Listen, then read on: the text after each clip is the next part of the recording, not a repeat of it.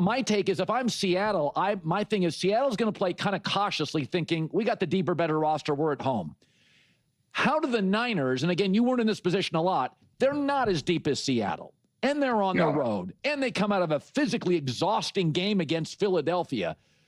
Yeah. When you were the rare underdog, does it change the game plan, the mindset of how you attack it early? I think there's a part of the game where you realize this is playoff football. There's nothing tomorrow that's guaranteed. There's 60 to 70 plays left in this game. Look, with Seattle's defense, last time the Niners played them, they had like less than 50 plays. I think it was like 43 plays or something in the game. They lost the time of possession almost 2-1.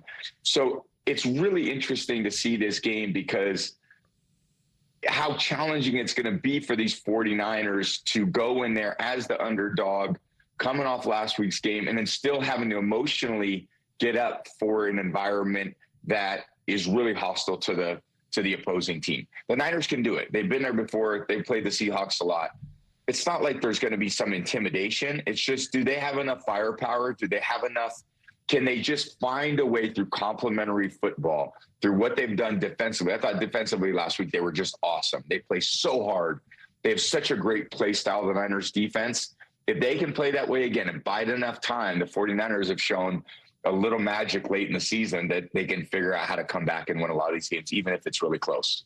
I remember you and Peyton Manning both faced that great Seattle defense. It got bad for Peyton really fast. But I do remember, I remember how you attacked it. And you made sure when your receivers caught the ball, move forward. Don't go sideline to sideline. They'll strip the ball. And I do feel Seattle has that because Witherspoon is so aggressive and so strong. The way to beat, I'm wondering if the way to beat this Seattle is a little like the way you beat them, which is, guys, 5 yards, 4 yards at a pop is fine.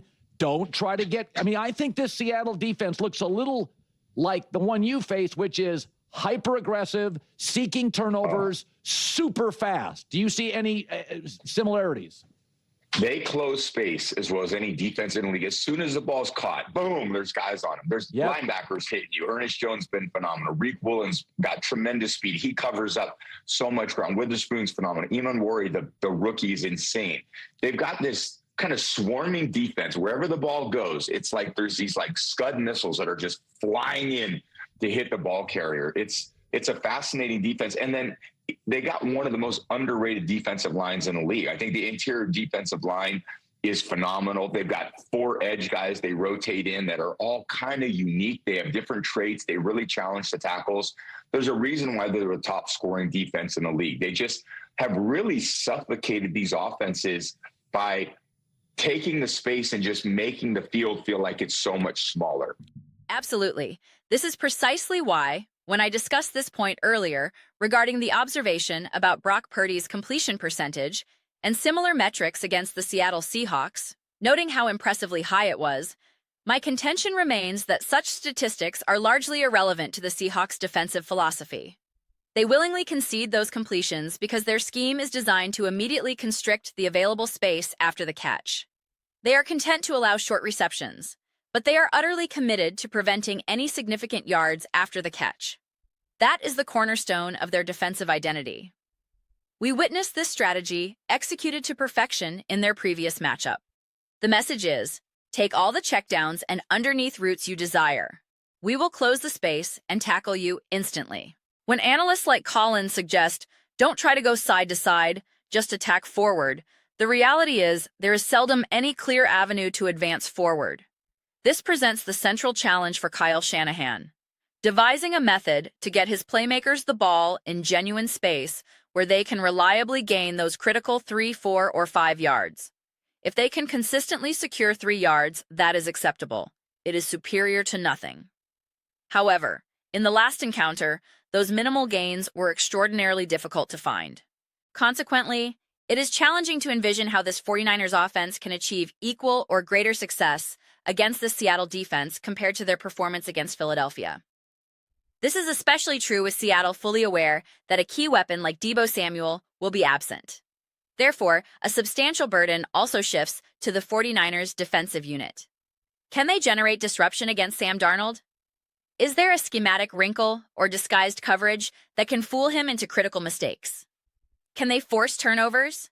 If they manage to secure 1 or 2 turnovers, whether an interception, a forced fumble, or any other takeaway, the pivotal question becomes, does the 49ers offense convert those opportunities into points? The difference between winning and losing this game for San Francisco may very well hinge on that conversion rate. It does not necessarily have to be an immediate defensive score like a pick six or scoop and score, but can they turn that short field into a touchdown? Can they translate the turnover into points? It becomes a non-negotiable requirement. This also raises the question, will Shanahan rely on increased trickery, misdirection, and gadget plays? The Seahawks are such a disciplined and well-drilled defensive team that successfully fooling them would require exceptionally clever design. It remains unclear if that is a viable or likely approach for this 49ers team at this juncture. I will be live streaming this game and cannot wait for the broadcast. Saturday's slate is absolutely stacked. Both days are fantastic, but Saturday in particular features some incredible matchups. It is going to be a wild day of football. This contest feels like a premier Sunday night or primetime game. I am uncertain why it isn't scheduled as such, but it is undoubtedly a marquee attraction. I assume the broadcast note indicates Tom Brady will be on the commentary call for Fox at 8 p.m., which confirms his involvement. The previous meeting between these teams was closer than the final score might have suggested. Even though Seattle controlled the tempo throughout, their defense was dominant and their offense executed a deliberately conservative, strategic game plan.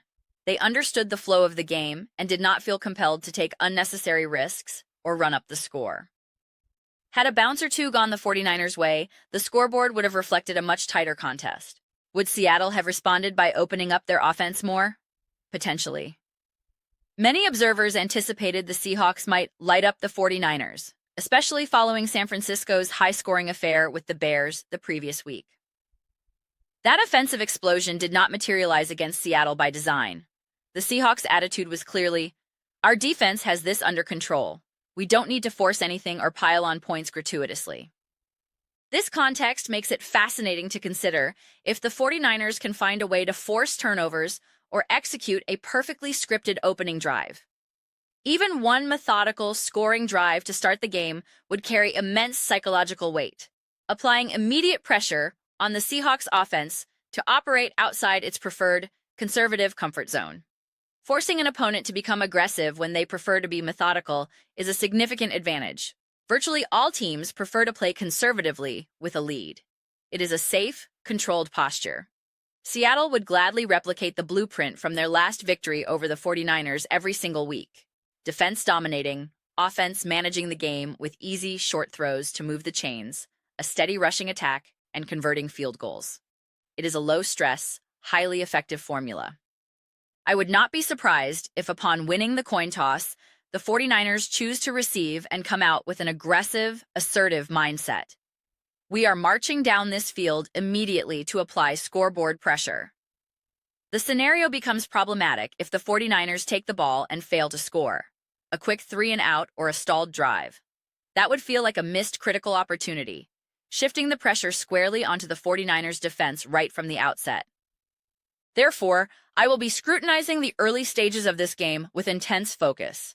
While I do not always emphasize opening sequences to this degree, I believe the initial quarter will reveal a tremendous amount about the eventual outcome. We will glean insights into Seattle's confidence in Sam Darnold, their desired level of aggression, and what specific adjustments or wrinkles the 49ers have prepared. Can San Francisco engineer a sustained scoring drive on their first possession? If they win the toss, will they indeed choose to receive? I will be utterly fascinated to observe how the first quarter unfolds, as I believe it will serve as a profound indicator for the remainder of the contest. But those are merely my analytical perspectives. I would be absolutely delighted to hear yours. What are all of your thoughts regarding the 49ers' chances of defeating the Seattle Seahawks? Let me know your opinions. I read every single comment. So, whether you agree with me or disagree with me, either way, let's engage in some discussions. Let's engage in some spirited debates. But ultimately, let's simply enjoy the discourse. Please consider subscribing. We are building an incredible community here, and I would absolutely cherish seeing you become a part of it. I aim to build something to which we all feel a genuine connection, something we are truly excited to be involved with. I believe we are steadily progressing toward achieving that. Please do not forget to give this video a thumbs up, as it genuinely assists with visibility and the algorithm. Thank you so much.